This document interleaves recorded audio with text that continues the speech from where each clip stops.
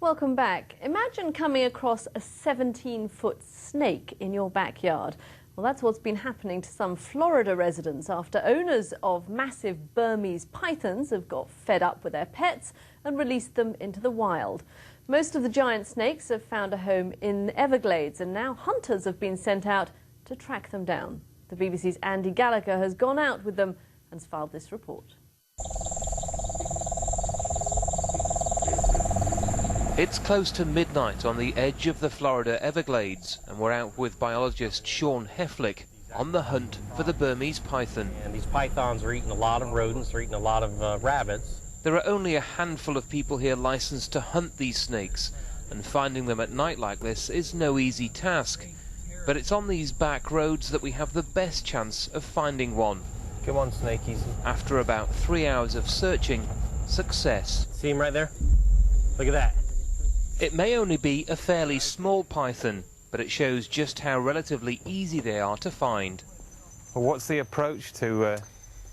You'll see now it starts to back off because it's aware I'm here. It sees me, it smells me, so he backs off a little bit. But even now, you know, he's hissed a little bit, but like that. But, you know, he just wants to get away. And I will take measurements and I'll see what sex it is. And I'll take gut contents. He's just doing what they're supposed to do. We have a Burmese python, and she's about 12 foot long. She got out of the cage last night and got into the baby's crib and strangled her to death. But there is a real sense of fear here. When a 2-year-old baby girl was killed by an escaped pet python, it became an urgent issue. It's just a matter of time before one of these snakes get to a visitor in the Florida Everglades.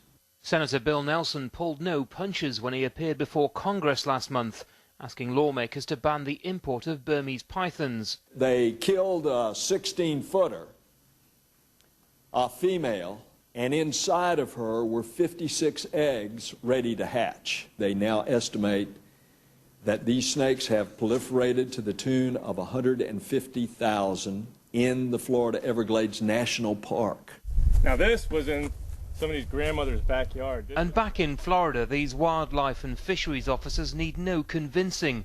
For the past few months, they've been taking classes in how to tackle large pythons. Alison Higgins from the Nature Conservancy is convinced that this invasive species could pose a real danger for this delicate ecosystem. They have eaten our wading birds and our songbirds. They've eaten 5-foot alligators. They've eaten full-size deer. Pretty much every mammal that's in the Everglades ecosystem except for the Florida panther. But we do know that people are seeing these things and not knowing what to do. If we can just start picking them up on those edges before they find each other to breed. We've got a lot of people driving around South Florida.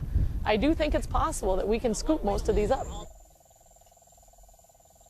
So this is what all the fuss is about, a Burmese python, probably about a year old. But biologists like Sean don't think animals like this pose any kind of public threat. There are 1.5 million alligators in Florida alone, a far more dangerous creature. But nevertheless, data will be gathered on these animals just to find out what the possible impact could be here in Florida.